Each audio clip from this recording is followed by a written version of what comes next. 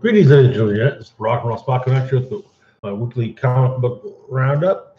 Got a decently sized haul. I'm going to kick things off with Infinity Wars #1. So, last week in Infinity Wars Prime, Thanos was killed, and Doctor Strange called for a meeting of everyone with an Infinity Stone. So, she starts off with Gamora and Star-Lord discussing things, and Gamora trying to get Star-Lord to help her with her plan to I'm going to put this to help her make her soul whole again. However, he figures something's up, and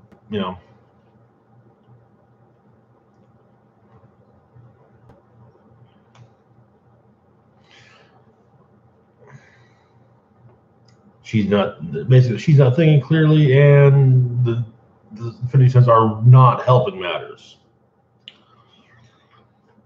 They share a kiss and then part ways.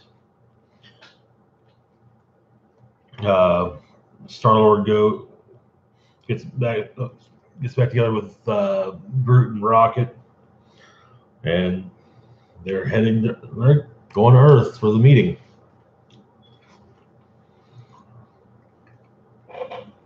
Meanwhile, later in New York, a cyclist is hit by a cab, and then almost instantaneously afterwards, Drax, Adam Warlock, and Iron Lad, the younger version of Kang the Conqueror, come to Earth, and Kang has frozen time, enabling Warlock, Drax, and him to save the cyclist. Not for any important reason, just save a life. And because when he was Iron Lad, he was a bit more altruistic. Shortly thereafter, Turk, the keeper of the Mind Stone, arrives at Central Park with his entourage. An entourage consisting of Tombstone, Typhoid Mary, Bullseye, Spot, and Sandman. Then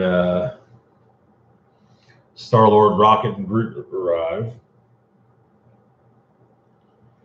Rocket makes it known that he does not like Earth. And Captain Marvel arrives.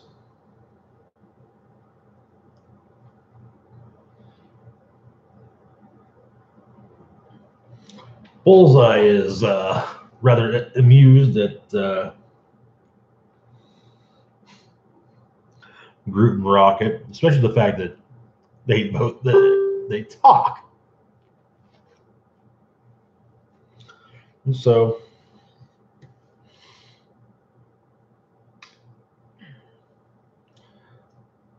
they're all brought together. Of course, one keeper of the stones is not present, but rather attending the meeting by phone. That keeper being Black Widow, who is watching the meeting with a sniper rifle.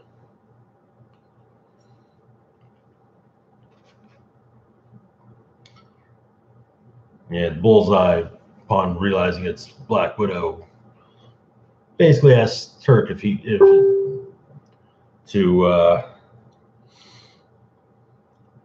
go and take out Widow and kill another one of, as he puts it, Red's old girls.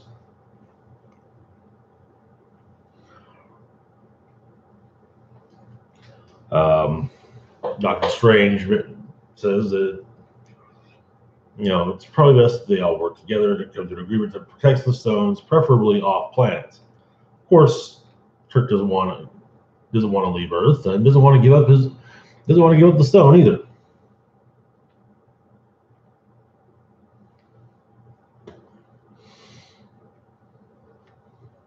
Actually, a rather amusing moment with Rocket and Tombstone holding guns on each other, and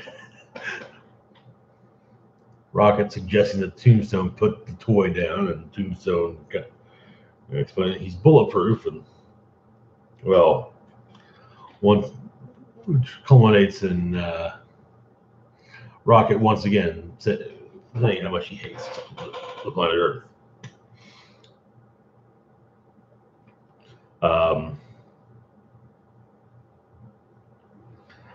Warlock goes on to explain that there is something wrong with the stones.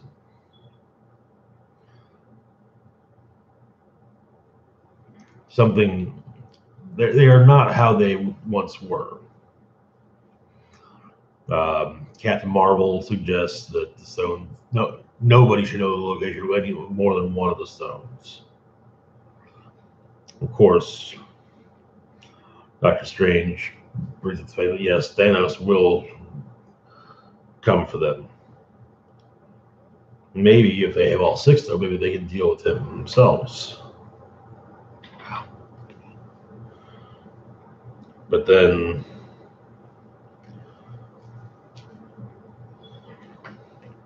the time and reality stones being in such close reality or proximity show Doctor Strange the fate of Thanos.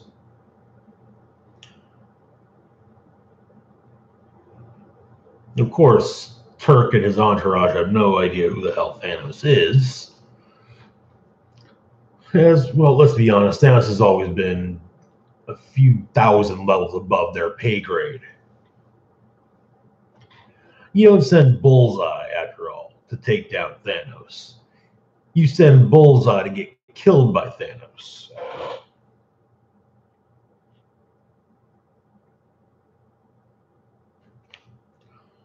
Anyway, that cuts to after Warlock and Turk have a brief argument over the fact that well, Turk doesn't see the dead body of Thanos as any big deal,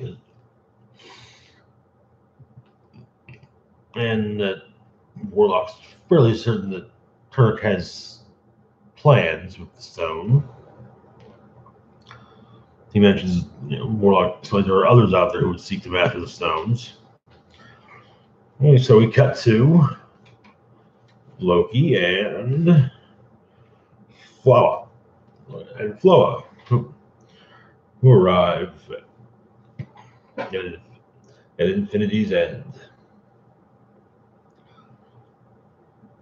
Loki, of course, is Loki, and then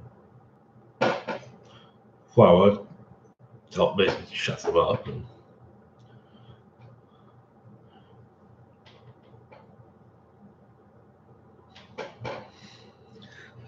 they are then met by another Loki. This Loki being one that the master of all 6 Infinity Stones, and Mjolnir.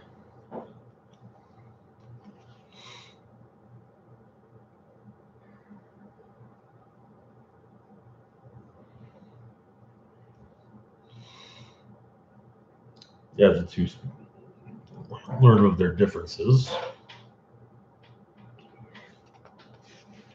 A Soul Eater appears. Apparently, the Avengers that Loki is a part of are fighting it. Which this Avengers lineup seems to consist of Hulk, Valkyrie, Hawkeye, Black Widow, Wolverine, Angel, Namor, Iron Man, The Thing, and Valkyrie and Captain America.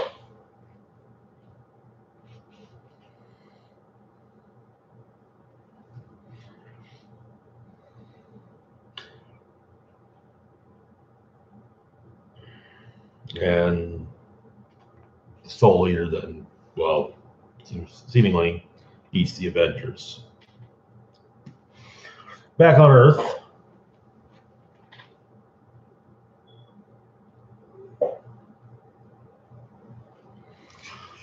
everyone is discussing their own thoughts on the stones.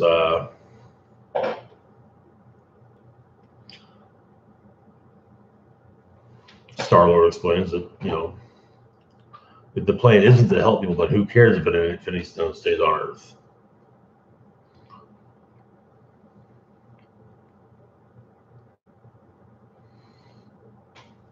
Well, Rocket suggests maybe taking an Infinity Stone to the entire planet.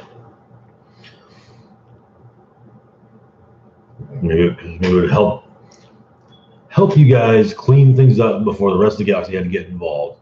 Take a hot mop to this place, you slobs. Bullseye, of all people, is of course the one that defends the planet. Doctor Strange says the stones must leave Earth. And the Turk has an opportunity.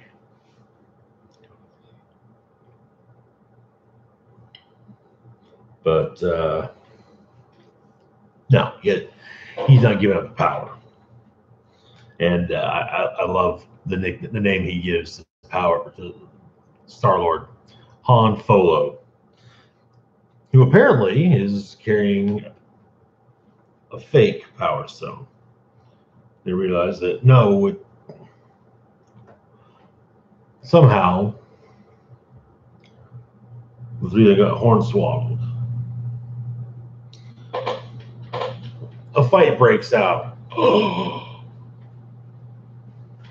Because who didn't expect a fight to break out when these guys all got together? Turns out, of course, the Avengers were there just in case. And then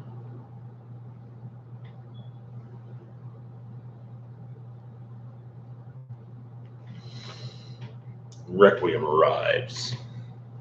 Carrying Thanos' head, I might add. What she says as she arrives is, "Give me the stones and no one else will need to pay the price. I don't intend harm. Trust me by my deeds." She then tosses Thanos' head at everyone's feet. She says Thanos said she was conducting his Requiem. That's as good a name as any. And then she proceeds to knock Drax through a building.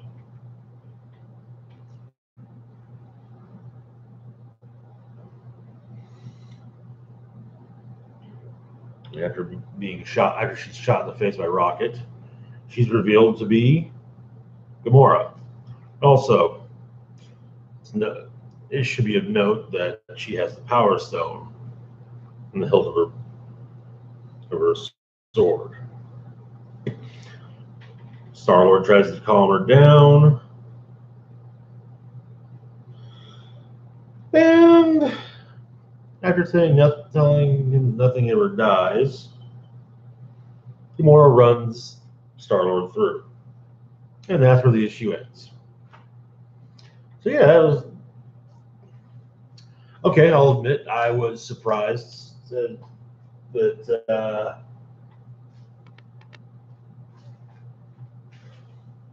Requiem would turn out to be Gamora.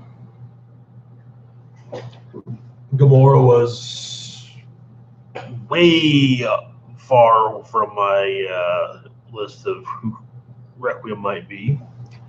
My money was on Nebula, to be perfectly honest. Anyway, moving on to Cosmic Ghost Rider #2. So,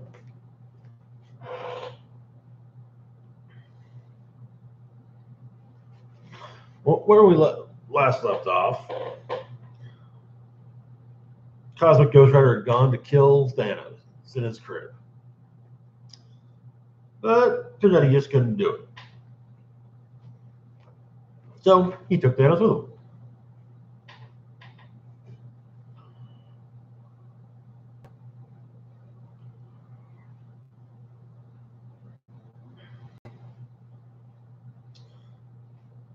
And well, he's since gone on to the planet Marcus Centauri.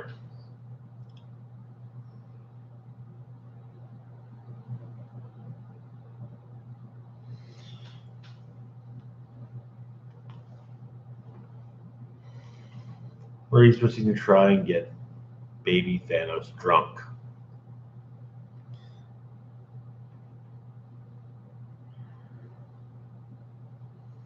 Of course, Thanos wants to know more about things like, what a serial killer is, or mass murderer, or murder in general.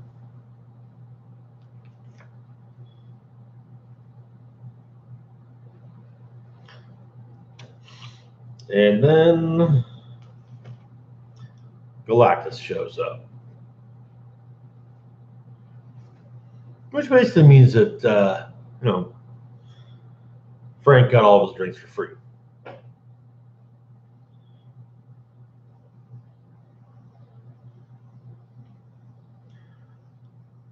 They talk a bit, and there's a reason why the planet stuck out. It was at this planet that Galactus was attacked by a sort of star sharks, which he promptly destroys.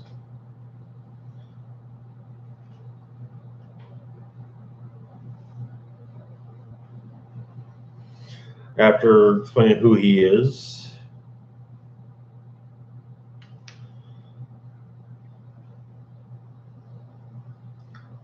to Galactus, who held Galactus' telepathy, cosmic telepathy.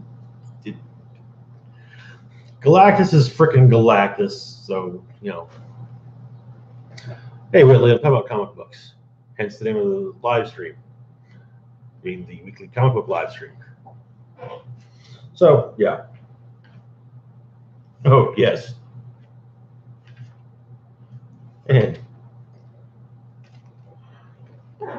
Star Sharks.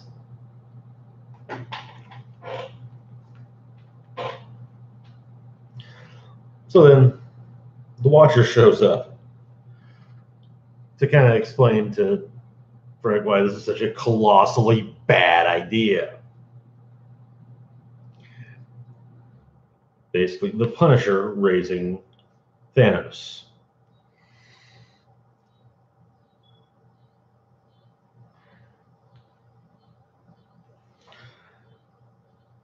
And the Guardians of the Galaxy show up, led by Cable. Yeah, Cable from X-Force. That's gonna be an interesting follow-up. Which, by the way, the lineup, we've got Cable looking even worse than where they're normal. Jubilee, who seems to have taken a few fashion tips from Tank Girl. Rocket. Juggernaut the Duck. Hey, Tyler. And Miss Marvel having become Captain America. Okay. All right.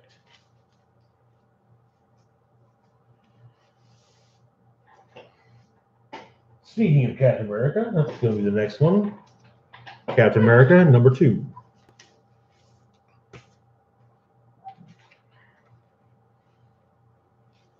Open up with Cap retelling his origin. And we see a bunch of nukes attacking various places, and Cap now doing what he can to stop them.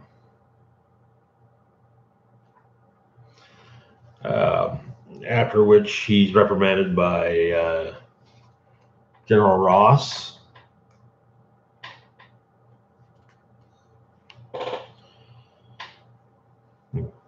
Basically told, stand down. Come out when you're told. Don't just Don't just show up, wherever and whenever you might actually be needed. And so him and Sharon have a bit of a chat. She's going to be going out of town for a little while, and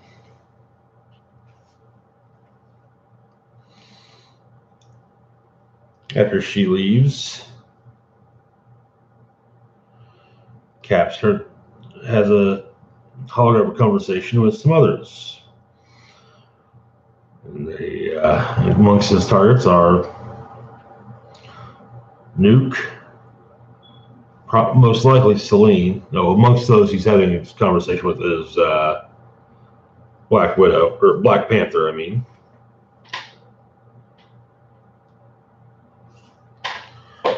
So,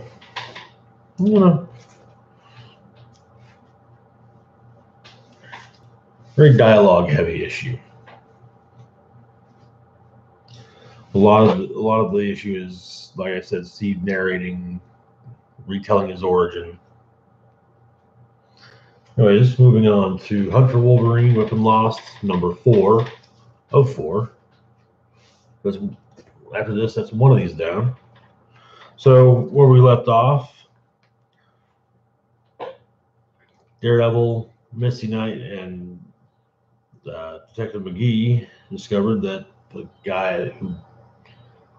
security guard who had claimed to have seen Wolverine and then recanted it was dead.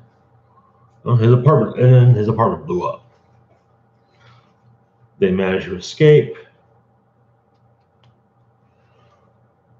and save people still trapped within the building.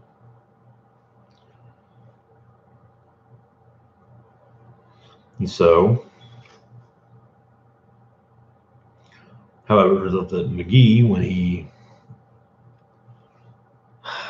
his gift, as it were, he can kind of sort of take a picture of something he sees, and he did with this guy, and suggests that the three of them and Cypher go check it out a company named Sotera,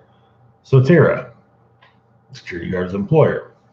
Now, this is the same Sotera that is involved in what's the goings on of Closet of a Killer as well. Anyway, they're purging files, and then Kill Team comes in and basically just shoots the place up. They get what they can from Cypher gets what he can from the computers, and everyone manages to escape. What's found are some audio, video files, and transcripts. Huge amounts of information.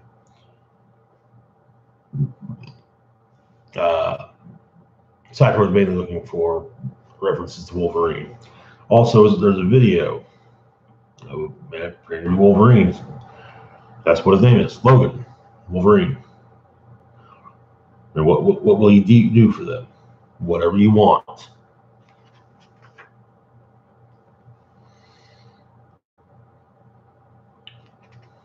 And then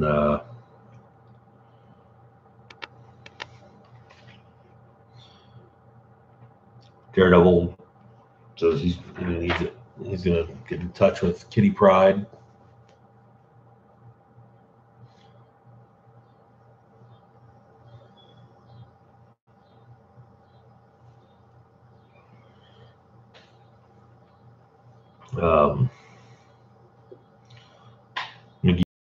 While Misty tries to maybe get things with McGee to become more, continue on past their tryst. McGee explains that he was married, and his wife left her, but it could be said he never really left her, not in his heart. And so she, of course, said, thanks him for the honesty, and Meanwhile, Daredevil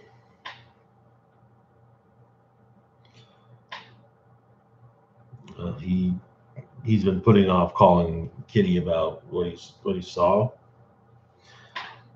It turns out that Cypher managed to pick his pocket. Takes the thing off. Says that he thinks he needs help. He tells Kitty everything, and she asks him to come in, and he has the other search teams compare notes and whatnot.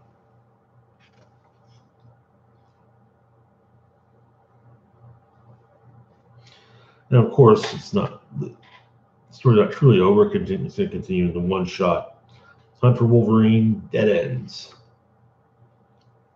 at the end of the month, which is what actually all four of these are going to culminate in. All right, moving on to Deadpool number 3.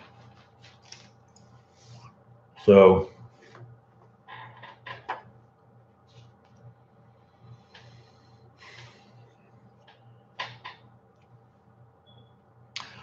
the Avengers, the X-Men, everyone are fighting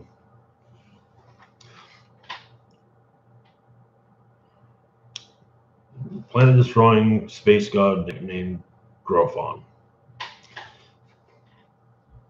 who destroys planets by seemingly barfing up offspring. Well,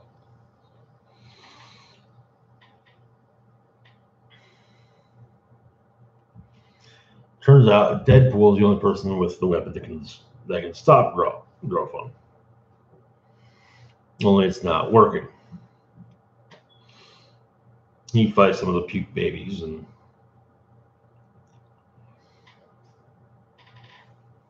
turns out that it's exposure to alien DNA that does the trick. And so he takes the disembodied arm of one of them, puts it on like an opera glove, and picks up the gun, and then has Colossus do a fastball special. Turns out the gun turns into basically its own vehicle, and he blasts Grophon. And apparently also destroys Deadpool's clothes. Well,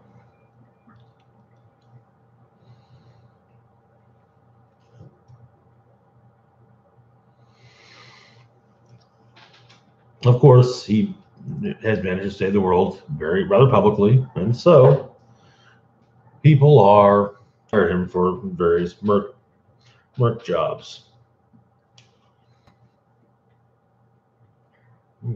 Well, while I was trying to hire him, he's in space. Why is Deadpool in space, you might ask? Well, turns out he hired some space types to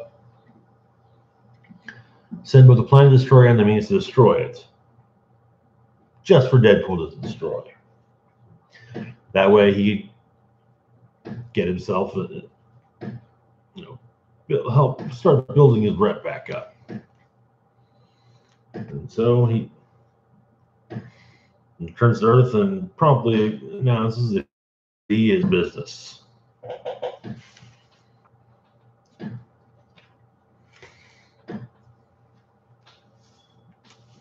Like I said, I love this cover. Nice little retro feel to it. The little box down there.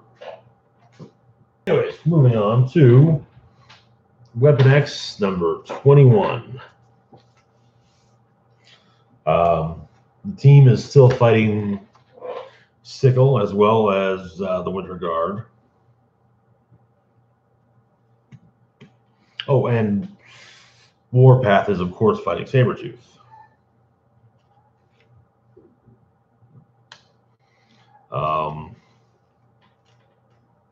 Omega Red's going after his brother. And he's wanting to savor even sucking the life force out of his brother.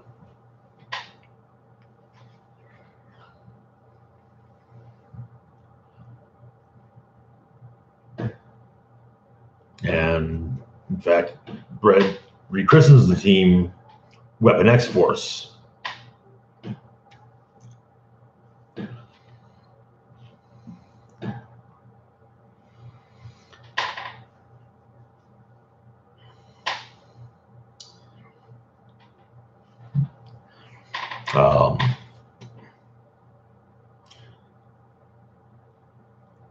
Omega Red's brother Vasily, showing just how much of a horrible person he is, almost kills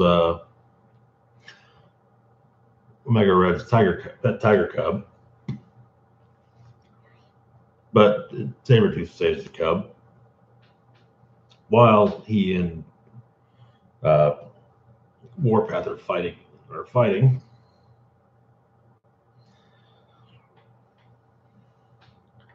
And then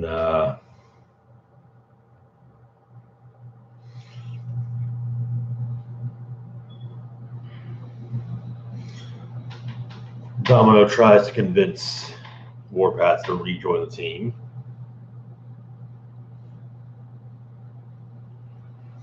And then, but James, before he can respond, while responding, notices the Blackbird is coming in a bit off.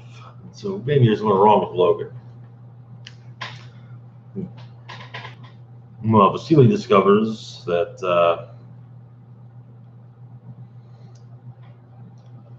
the general that Omega Red initially been sent to kill is alive and well, and a mutant herself.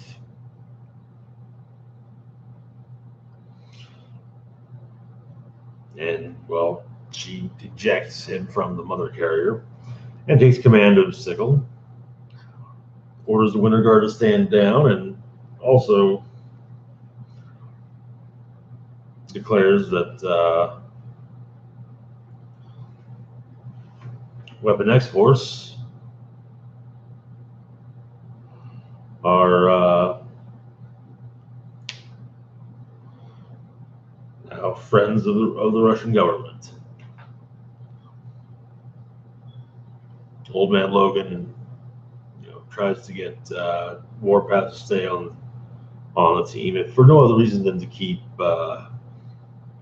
Sabretooth honest. And so Sabretooth explains that they're now going to be taking merc jobs. And we find that he's been talking, then he introduces the rest of the via FaceTime to his contacts, Foreigner, who it turns out is actually Mystique. Yeah. And as of next issue, in the next issue, it seems like Mystique will be joining the lineup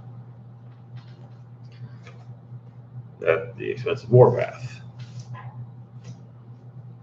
Anyways, moving on to Astonishing X-Men number 14.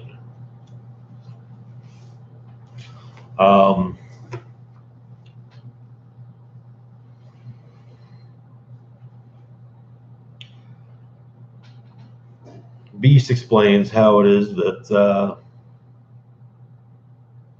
Banshee is still alive. He's apparently been in a coma since being resurrected by Apocalypse's Death Seed in Uncanny Avengers number 23.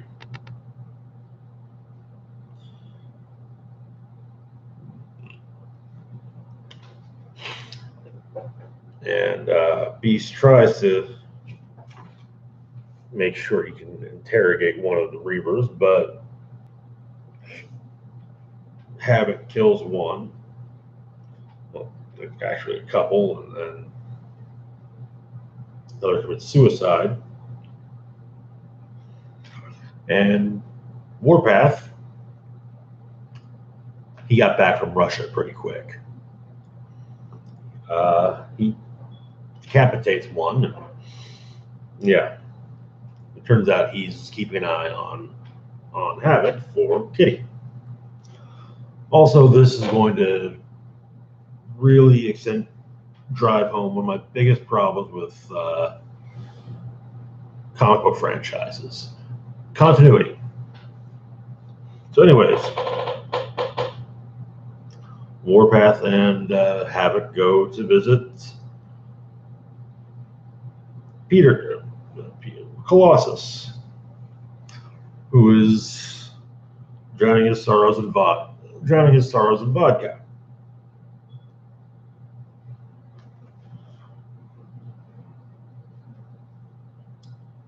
Anyway, one thing that Hank has managed to pick up from the Reavers is that they have a list. A list which Havoc is number 36 on. However, number 2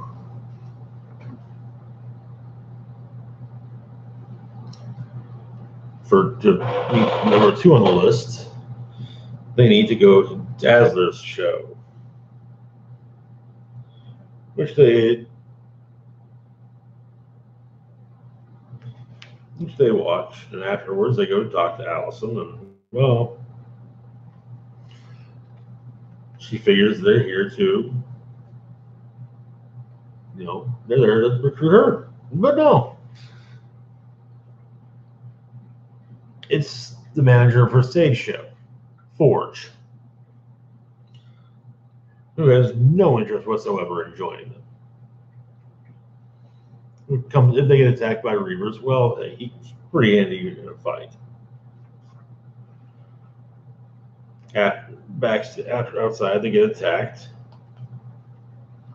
and the team beats back their attackers. Excuse me. With help from Dazzler.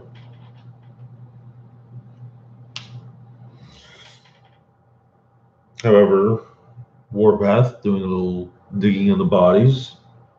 They're not dead, they're just knocked out.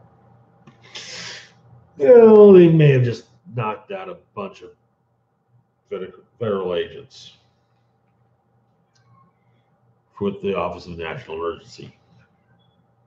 Oops.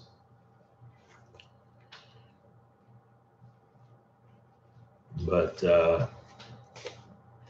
Dazzler's totally in, mainly because her tour is really, really going nowhere. Anyways, moving on to X-Men Gold number 33.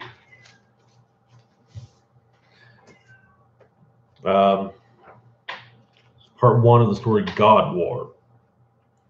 Starts off a month ago in Kenya. Old woman is running through the village, through a village, and then a group catches up to her, and her name is Annette.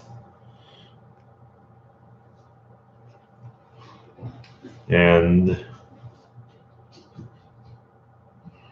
Annette worships Storm.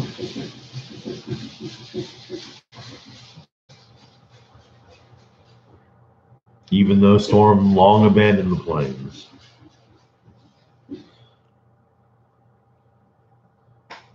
And Annette makes a brief prayer. And the Stormcaster awakens and goes to Storm's aid. Fast forward to now at the Xavier Institute for Beauty Education and Outreach.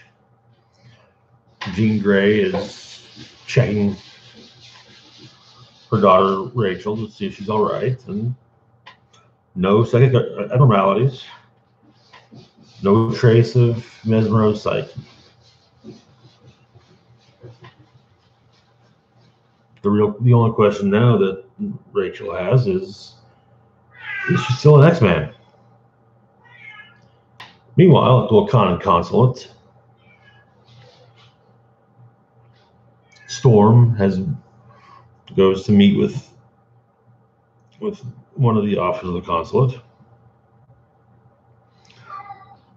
And he explains that while everything is well in Wakanda, not all things are well in Uzuri, the village that Storm lived in before coming to America. She learned that her mother, and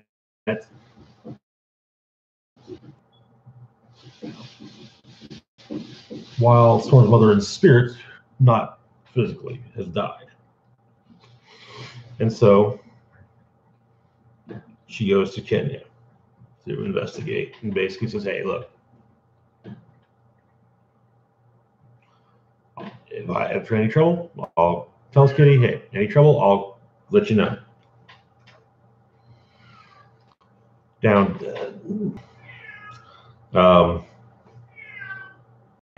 Rachel Prestige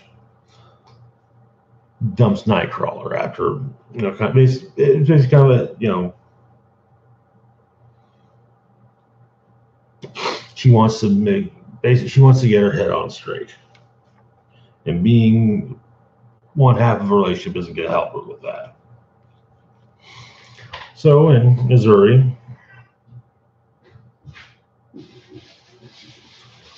Storm learns that she's not as revered as she once was.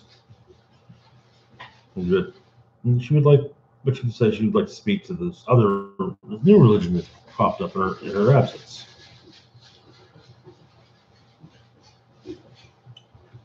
She says her goodbyes to Annette, then goes and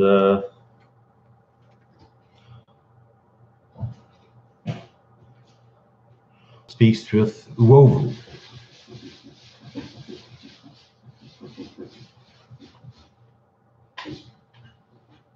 This causes Storm to instinctively call Stormcatcher to her. Of course, Uovu very much like Aurora at his side, and so seemingly resurrect her dead parents. That's where the issue ends.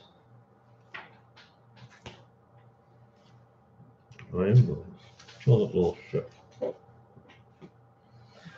And so we finish off the week with X-Men Gold Annual #2. The issue focuses on Kitty on summer years ago. She went to summer camp instead of staying with the X-Men. It's she also deals with the fact that a lot of first, it turns out that some of the junior counselors are stealing things from campus.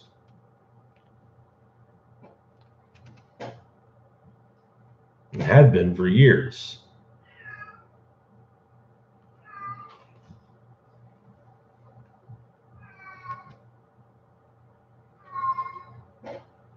And so she steals everything back.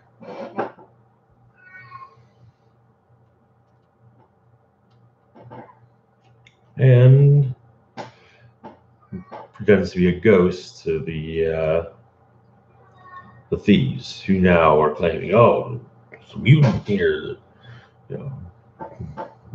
bloodlust with glowing eyes. Of course, turns out some of Kitty's friends are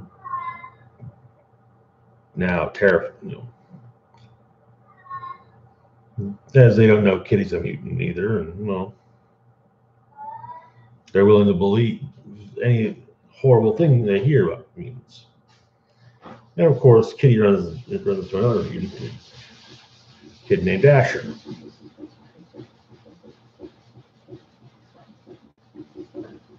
And then they have themselves a brief date of sorts.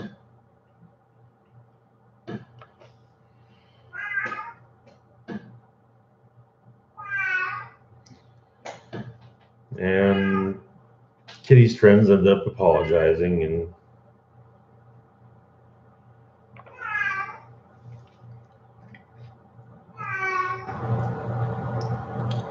later on, turns out she still got some pictures from her days at camp in her office.